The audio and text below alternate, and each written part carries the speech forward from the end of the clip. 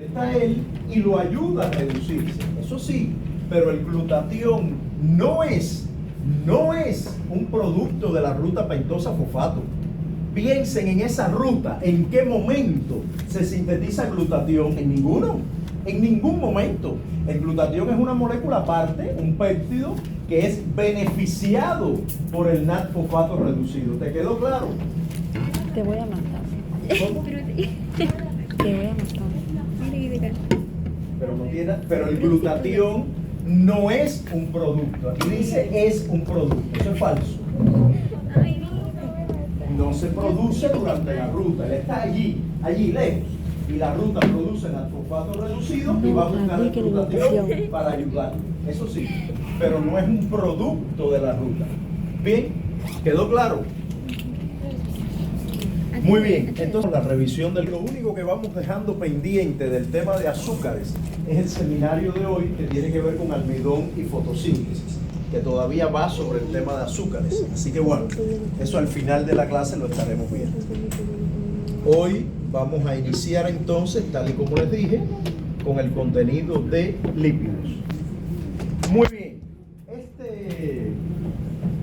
este título de la clase de hoy, escúcheme, el título de la clase de hoy, aunque dice metabolismo de los lípidos, realmente le queda grande y chiquito a la vez a la clase. La verdad que no la define muy bien, porque lo primero que vamos a ver es las generalidades de los lípidos, sus características estructurales y funcionales, y después efectivamente nos vamos a insertar en el metabolismo de los lípidos, pero realmente lo que vamos a ver es el catabolismo de los ácidos grasos. O sea, metabolismo de lípidos es una palabra, una frase demasiado grandilocuente, porque solo vamos a hablar de catabolismo de ácidos grasos y de cómo un ácido graso es una fuente de energía, y vamos a demostrar que los ácidos grasos son portadores energéticos o almacenes de energía mucho más rentables que la glucosa. Si ustedes se recuerdan, cuando estudiamos la respiración celular, vimos que por cada molécula de glucosa se producen en toda la respiración, ¿cuántos ATPs? Más o menos. ¿Cuántos eran? 30 y pico, entre 34, 36, por ahí, 38, dependiendo del cálculo que se haga. Bueno, hoy vamos a ver cuánto ATP se produce de un solo ácido graso. No ya de un triglicérido, no, de un ácido graso. Bien, lo vamos a ver hoy, vamos a hacer esos cálculos, ese ejercicio, que es un tema que también se va a evaluar en el examen. Entonces, ahora viene para la reflexión desde la experiencia un Mentimeter, pero no nos vamos a enredar accediendo a internet, vamos a hacerlo oral. Quiero que me digan el nombre de lípidos. ¿Quién me menciona el nombre de lípidos? Pueden ser muy específicos o mucho más genéricos. ¿Quién me menciona algunos lípidos? ¿Cómo? Triglicéridos. Los triglicéridos, que lo acabo de mencionar, triglicéridos. ¿Qué más? Colesterol. ¿Cómo? Fosfolípidos, que son moléculas muy importantes en la composición de las membranas biológicas.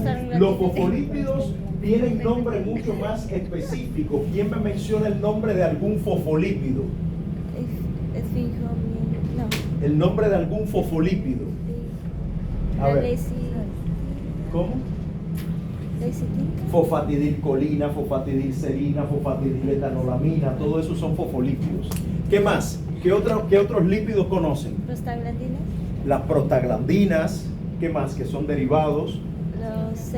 Ácidos grasos, también conocen nombres específicos de ácidos grasos. Los omegas es una clasificación que es peculiar, la vamos a ver acá, para ácidos grasos insaturados, es verdad, lo vamos a ver acá, pero por ahí está el ácido palmítico, el oleico, el linoleico, el linolénico, el estiárico, el araquidónico, todos esos son ácidos grasos. Muy bien, faltan más, hay otros súper mencionados. Los cerebrósidos no era el que yo estaba pensando, obviamente, está bien, es un esfingolípido, cerebrósidos. La ceramida es parte de los esfingolípidos, es la estructura básica de los esfingolípidos, y a partir de ahí se arman los cerebrósidos, los gangliósidos, los globósidos. ¿Esteroides? ¿Cómo? Esteroides. ¿Y cuál es la base de los esteroides? La base. ¿De dónde vienen los esteroides? ¿De dónde? No puede ser que ese lípido no lo mencionen, porque ese lípido lo dicen en la televisión cuando tú lo enciendes todos los días. Colesterol. Colesterol. Un lípido también súper importante y que es la base de las hormonas esteroideas, de las sales biliares. En este curso está prohibido hablar de que el colesterol es una molécula mala. Eso de colesterol malo, eso no existe. El colesterol es malo como usted se come un tupper lleno de colesterol. Imagínate, hijo, claro que te vas a morir. Pero el colesterol no es malo. El colesterol es sumamente importante para un montón de cosas que vamos a ver acá. Correcto. Entonces, en la clase de hoy ustedes van a consolidar las características estructurales y funcionales de lípidos, de lipoproteínas. Fíjense, uso el término consolidar, porque tal vez mucho de este conocimiento ya lo traigan con ustedes. De hecho, me han demostrado que conocen algo al respecto. Lo vamos a volver a ver, lo vamos a ordenar, no se preocupen. Vamos a ver las etapas por las que transcurre el catabolismo de los ácidos grasos. No solo esto, también vamos a ver las etapas por las que transcurre la digestión de los lípidos.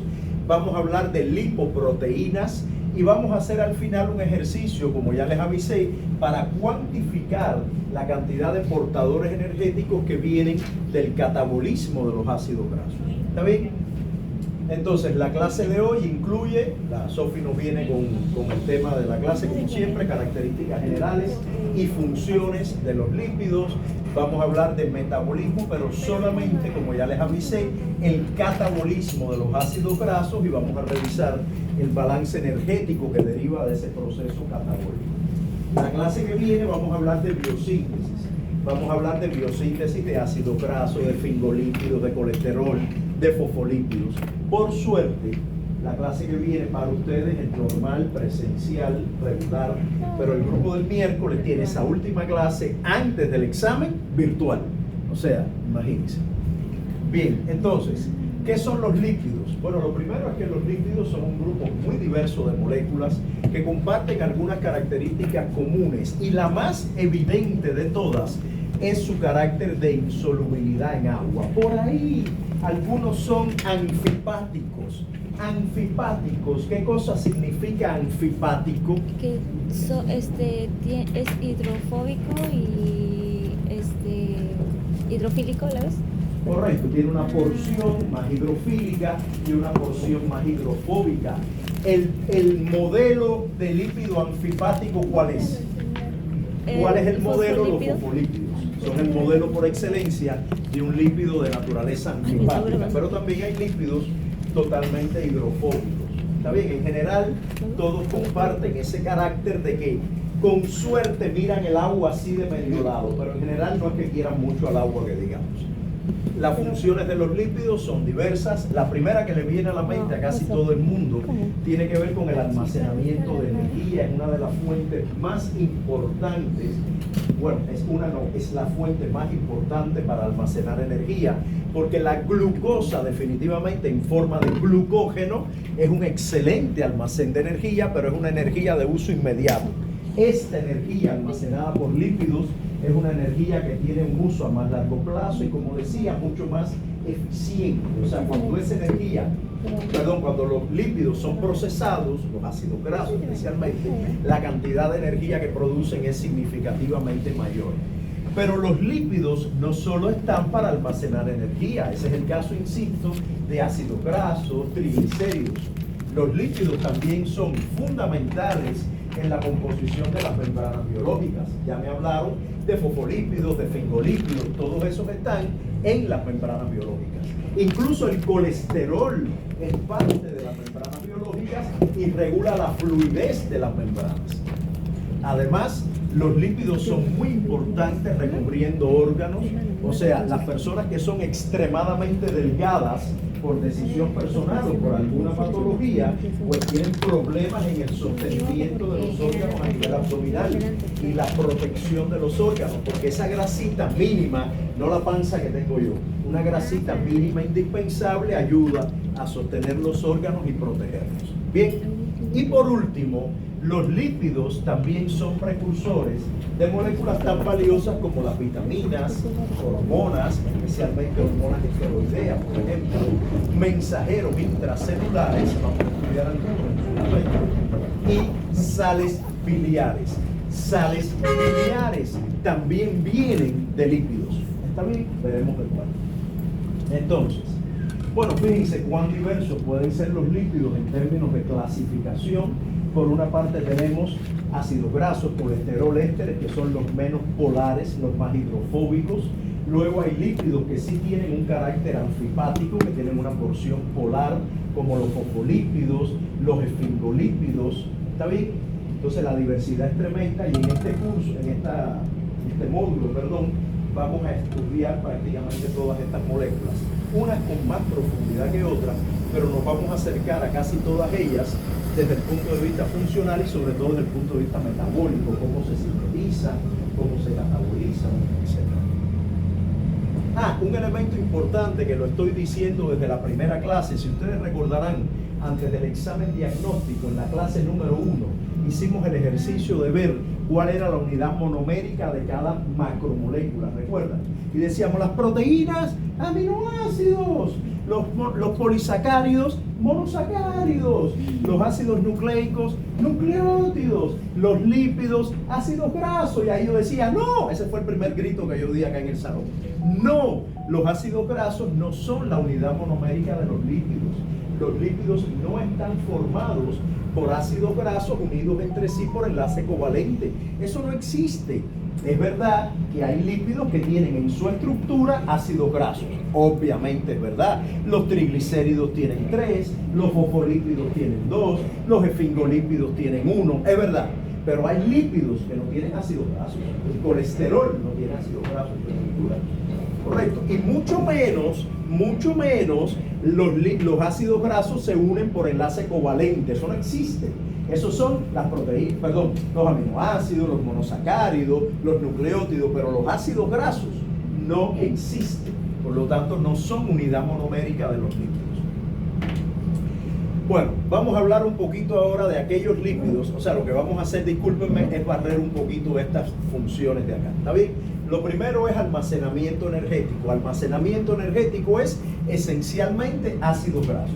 De eso se trata cuando se habla de almacenamiento energético. Producen una gran cantidad de energía cuando son oxidados, hasta dióxido de carbono y agua. Cuando ellos son oxidados, lo estudiaremos hoy, sus carbonos van a dar al final al ciclo de Krebs. Recuerden que el ciclo de Krebs es como una gran centrífuga, es un hoyo negro donde todo lo que le pasa por al lado se traga todos los carbonos y empieza a liberar NAD reducido y FAT reducido. ¿Está bien? Es como una centrífuga o una lavadora, todo lo que usted le ponga él se lo traga y lo que sale son NAD y FAT reducidos. Bueno, dentro de las cosas que él se traga son los carbonos de los ácidos grasos.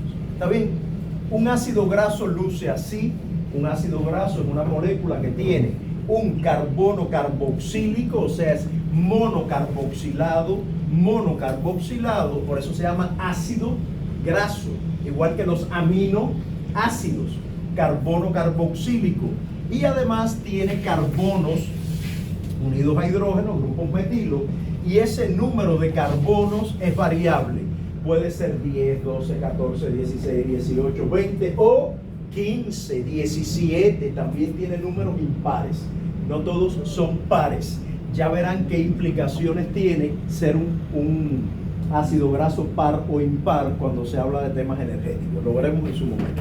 Por ahora, esta es la imagen básica de un ácido graso, monocarboxilado. Los ácidos grasos además tienen otra peculiaridad. Pueden ser moléculas saturadas, significa que todos sus enlaces son simples, o pueden ser moléculas insaturadas, incluso mono o poliinsaturadas. Mono es que tiene un solo doble enlace, y poli significa que tiene varios doble enlaces. ¿Está bien? Este es el caso de dos ácidos grasos que tienen el mismo número de carbonos, 16 carbonos, que son el ácido palmítico y el ácido palmitoleico. Estos dos ácidos grasos tienen 16 carbonos. ¿Viste cómo estoy con los reflejos? Lo atrapé, increíble. Tienen 16 carbonos. 16 carbonos. La diferencia es que como este es totalmente saturado, fíjense que tiene una estructura lineal, digámoslo así, mientras que acá la insaturación genera como una especie de torcedura en la estructura del ácido graso. ¿Está bien? Entonces, bueno, incluso pueden haber ácidos grasos, como ya yo decía, poliinsaturados, o sea que tengan más de un doble enlace y en consecuencia más de una torcedura. Ahora yo les voy a hacer una preguntita porque es un tema de lo que vamos a hablar a continuación. Si usted tiene una mezcla de ácido graso saturado y luego una mezcla de ácido insaturado, ¿cree usted que habrá que dar más calor, escuchen, más calor a la mezcla saturada o a la insaturada para separar los ácidos grasos y que la mezcla esté fluida? ¿De qué manera se pondrá fluida más fácil? ¿Cuando los ácidos grasos son saturados o insaturados? Saturados. Cuando son Saturados. O sea, ¿ustedes creen que cuando son saturados es más fácil, con un poquito de calor se pone fluida? Ven conmigo un momentico aquí, por favor. Tú, párate aquí al ladito mío, para demostrar que tú tienes razón. Párate aquí a mi ladito. Imagínense que ella y yo somos ácidos grasos saturados, somos así. Así, ponte, no, mano atrás, no adelante, así. Pero pégate, no te separes, no te voy a hacer nada. Saturados, ya, así estamos. Tenemos esta condición. Aquí ustedes dicen que ustedes dan calor y nos separan, ¿ya? Imagínense esta condición. Haz lo mismo que yo, pero al revés. No. Ponte como yo, pero para allá. Así. ¿Cómo será más fácil separarnos? ¿Así o así?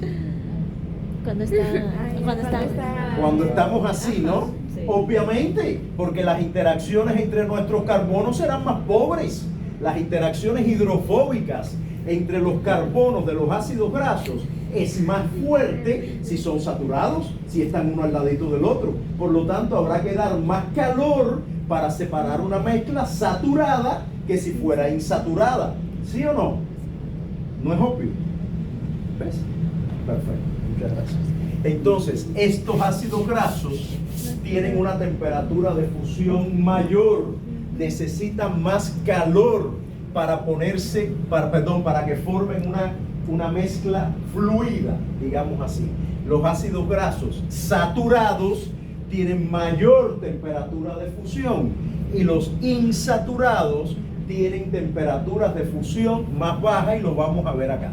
Miren, todos estos son saturados, no hay doble enlace, y todos estos son insaturados, con dobles enlaces.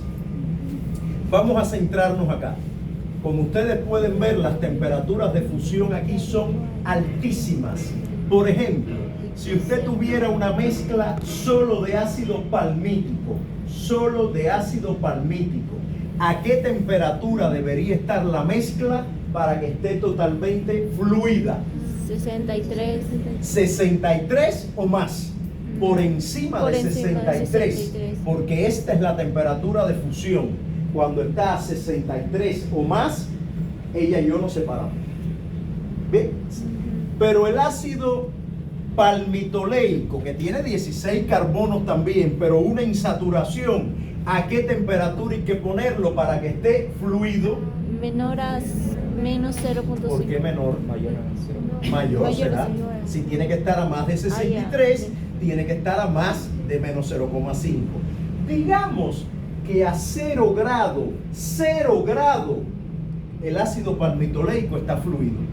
0 grado está fluido.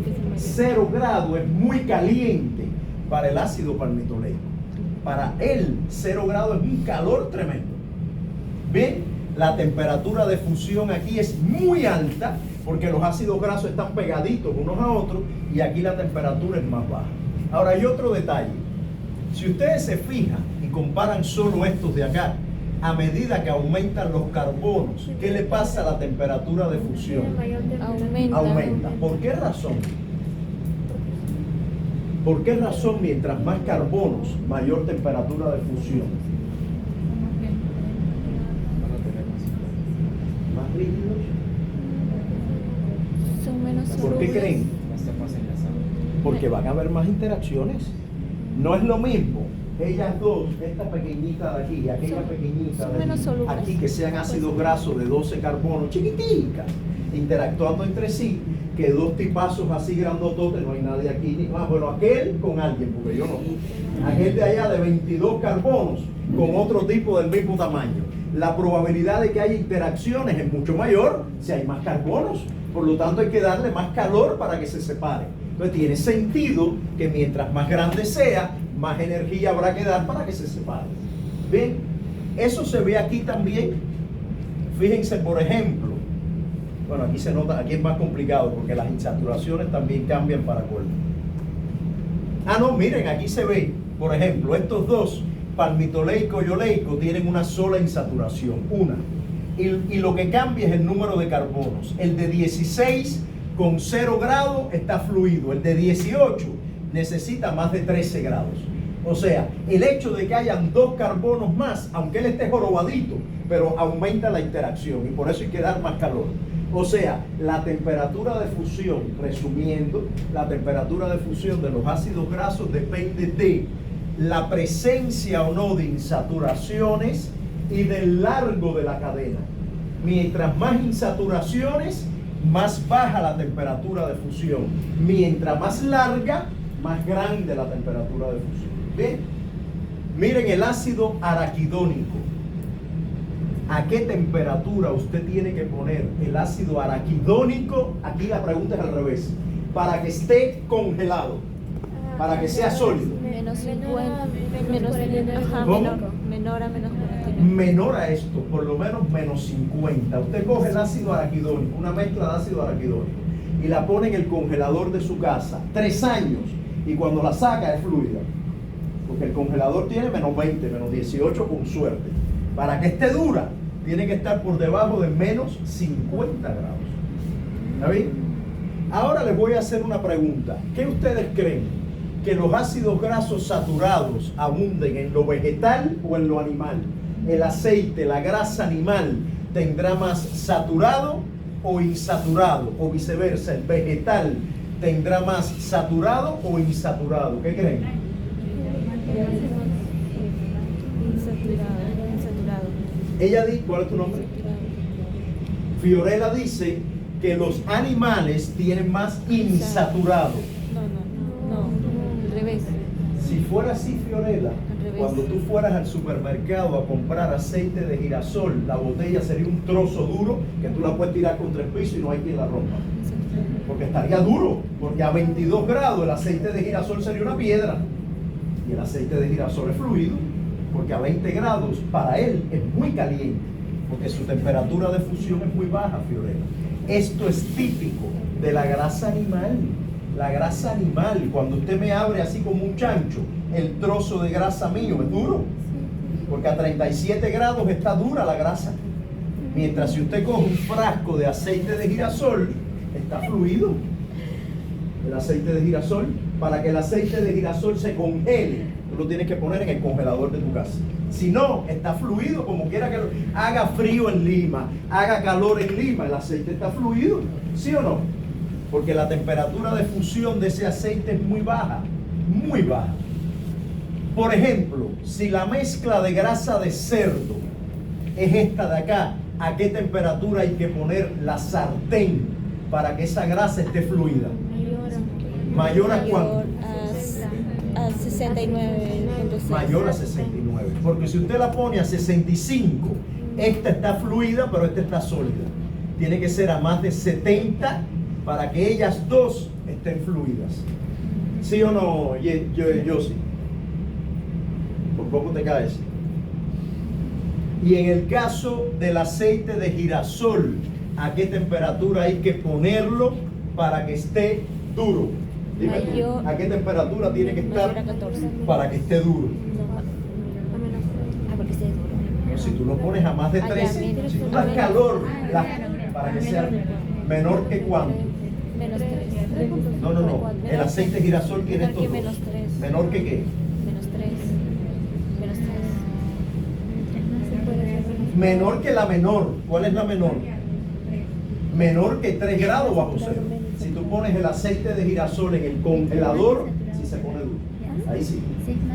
O si tú compras el aceite de girasol en Antártida sin calefactor. Pero mientras una tienda en Europa, en Canadá, que hay 30 grados bajo cero, en la tienda tiene que haber calefacción, porque si no el aceite sería un tarugo duro. ¿Ya? Muy bien. Esto va al examen. O sea, no hay que saberse estas temperaturas, pero en el examen siempre hay una mezcla de ácidos grasos que contiene bla, bla, bla, bla, bla, bla.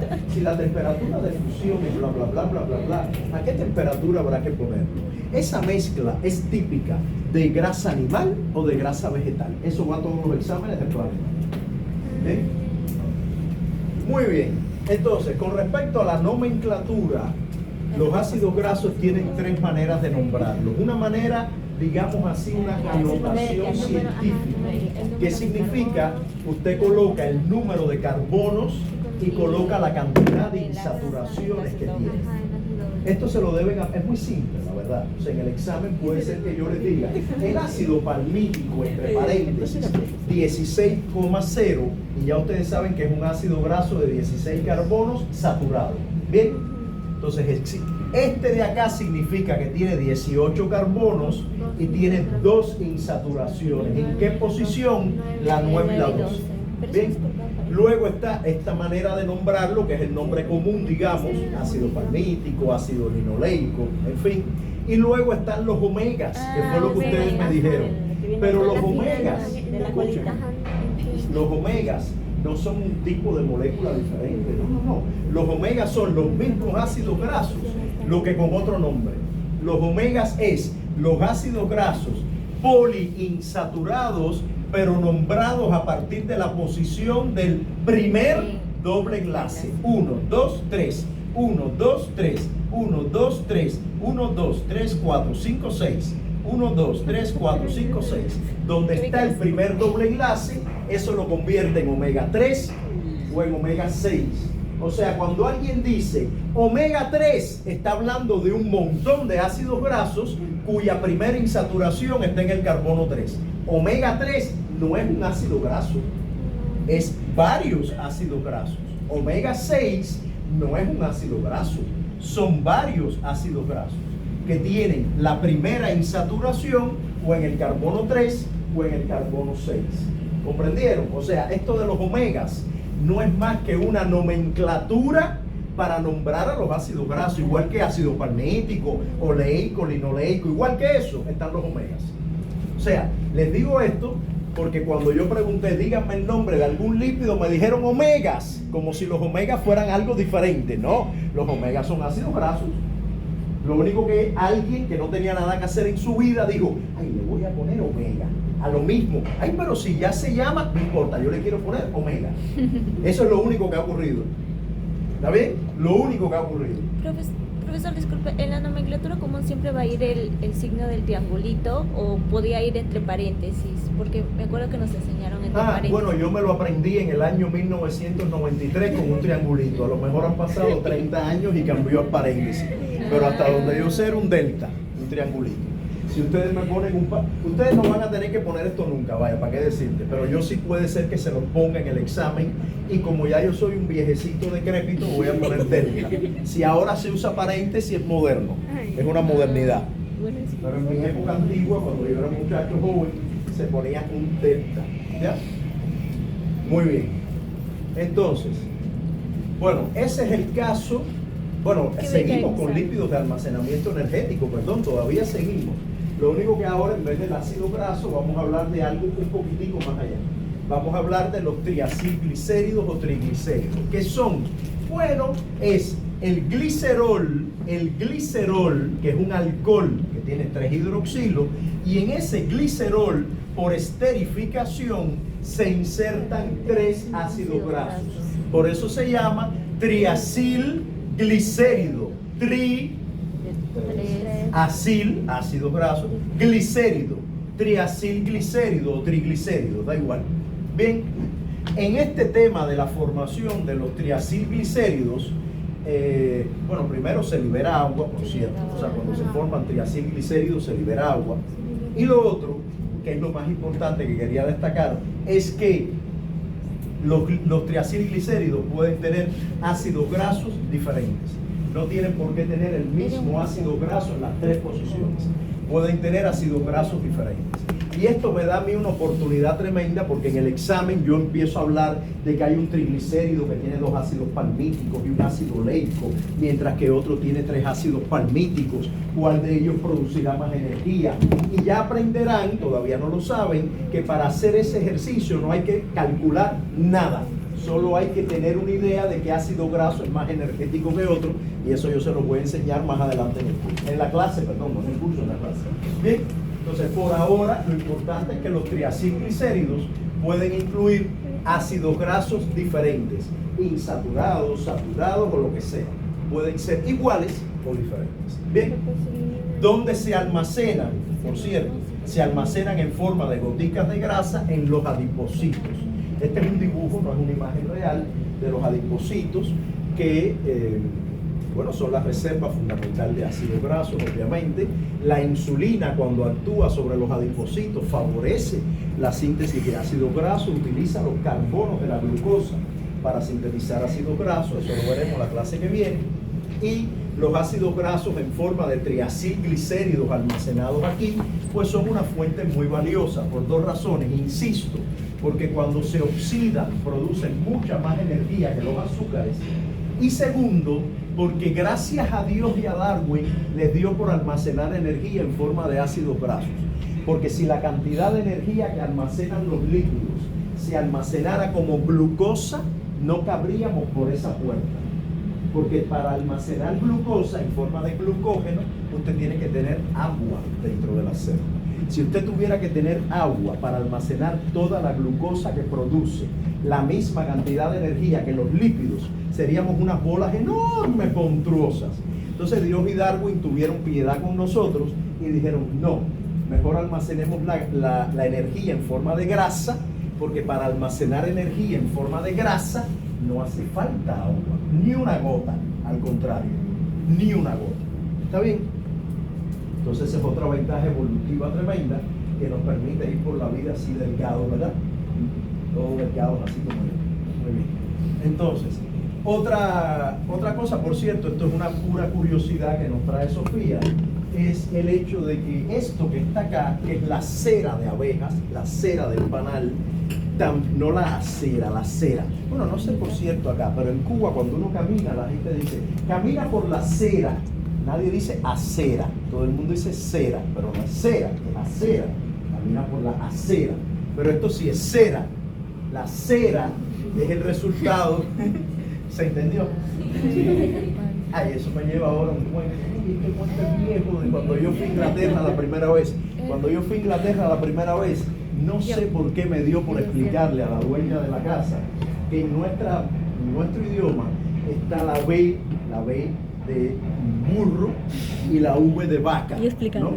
Y entonces yo le decía a ella, la B is as es burro, además de lo otro es burro también. As, B, as, V, la A es cow. Be cow, pero imagínate, la V y cow no tienen nada que ver. Y ella, y ya pasaron 3 o 4 días y ella me dice, ven acá, pero un momentito. Porque mire, intenté explicarle a una amiga mía el tema de la B y la V, pero no hubo manera que yo pudiera explicar, porque claro que va a entender la amiga. B, as, V, cow. En fin, fue una experiencia. Ella era muy, bueno, después de eso mantuvimos relaciones muchos años, la verdad muy chévere la mujer. Yo vivía en su casa, con su familia, en fin, una locura, en una habitación y nos bañamos en el mismo baño. No juntos, pero en el mismo baño. Cabe recalcar. Entonces, en un pueblito perdido en la nada de la campiña británica. Entonces, resulta que la cera es el resultado de la unión, la esterificación. Igual que pasa aquí que se esterifica el glicerol con los ácidos grasos, se esterifica el alcohol miricíclico que tiene 30 carbonos, lo que tiene un solo hidroxilo, no es como el glicerol que tiene 3, tiene un solo hidroxilo, se esterifica con ácido palmítico y eso forma una molécula que se llama palmitato de miricilio, que es la cera. ¿Ustedes han comido alguna vez miel del panal directo? Es espectacular. Incluso venden carísimo, se compra. Los frascos que traen la miel con el panal. Pero si tienen a alguien que han conocido alguna vez que tiene que cría abejas o que no sé cómo, le puede dar el panal. Entonces usted coge, se lo mete en la boca y cuando hace así, ¡pum!, y muerde, sale la miel riquísima, la miel de la abeja, se mete la cera en la boca. Cuando usted mastica, eso se convierte en un tarugo duro que no se lo puede tragar porque se muere, ¿no? Porque no es un chicle, no es que sea chicloso, es como una cosa dura. La va mascando hasta que deje una cosa seca y la tiene que escupir, no se la puede tragar. Esa es la cera. Bueno, es como si se tragara una vela. La vela es eso mismo. Claro, las velas después le ponen un montón de cosas y ahora son diferentes. Pero originalmente era con eso, ¿no? ¿Tú lo has probado? Riquísimo. Muy bien. Eso nada más lo comen los venezolanos y nosotros, ¿no?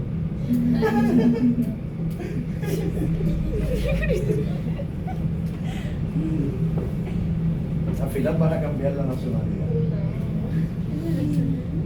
Muy bien, entonces, listo, con esto terminamos la parte energética. Bien, ácidos grasos, triglicéridos, y todavía falta decir por qué almacenan mucha energía. Eso no se los he dicho todavía, ese es el final. Bien, pero al menos saben que son los que por excelencia almacenan energía, especialmente los adipocitos. No quiere decir que solo hay ácidos grasos en los adipocitos, en el hígado, por ejemplo, también hay. No sé si han oído hablar del hígado graso. Hay personas que por la dieta que tienen acumulan o por temas metabólicos grasa en el hígado también.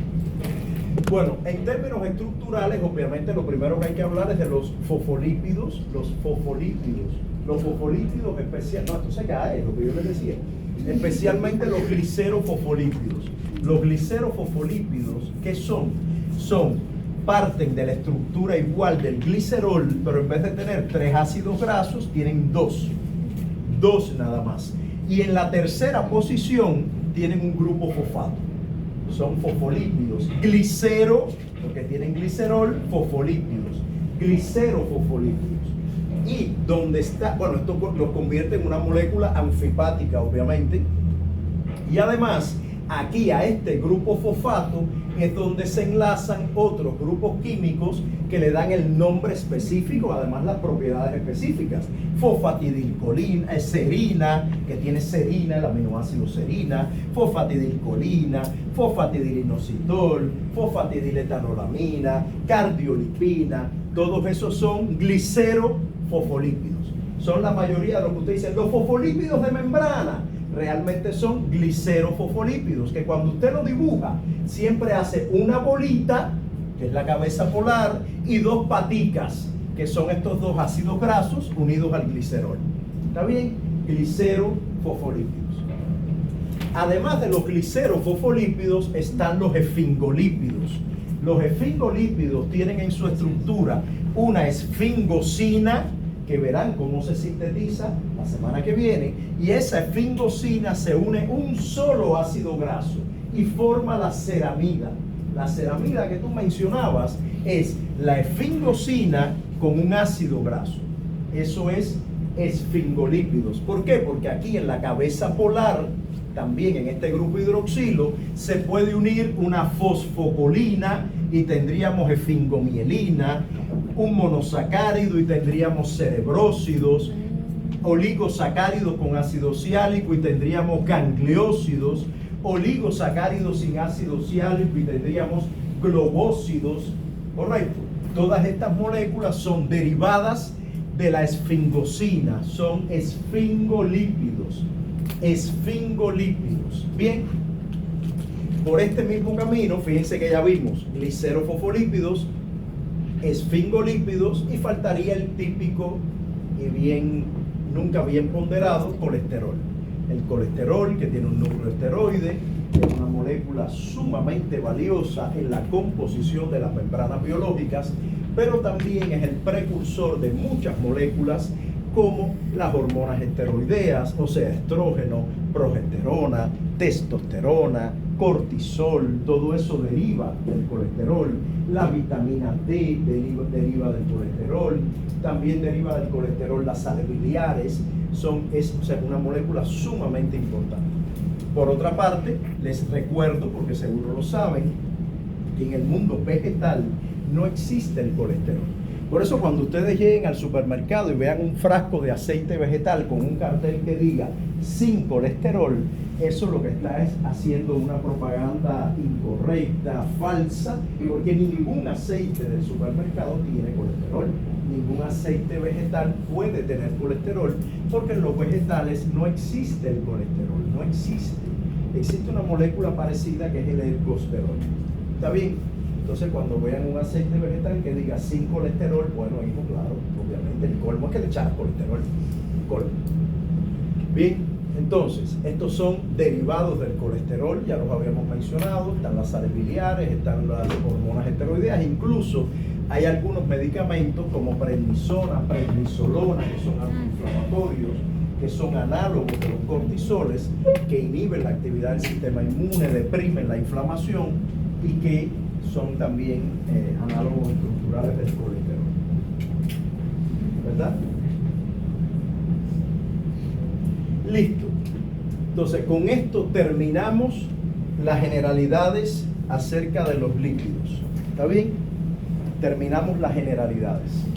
Con esto lo que hemos hecho es un recorrido sobre la diversidad de lípidos, aquellos que tienen más valor desde el punto de vista de almacén de energía, aquellos que tienen más valor desde el punto de vista estructural. Le dedicamos una parte al colesterol por su relevancia además como precursor de otras muchas moléculas. Y ahora vamos a hacer un alto, vamos a tomar un receso antes de comenzar a hablar de digestión de lípidos, que es el primer paso para irnos metiendo en el mundo del metabolismo. ¿Está bien? Ya vimos digestión de proteínas en su momento, las proteasas, los zimógenos, toda aquella historia. Ya vimos digestión de glúcidos, la amilasa y toda aquella historia. Y ahora vamos a ver la digestión de lípidos. ¿Está bien? Son las 3:03. Hasta las 3:10 vamos a tomar un receso. ¿Está bien? Dime.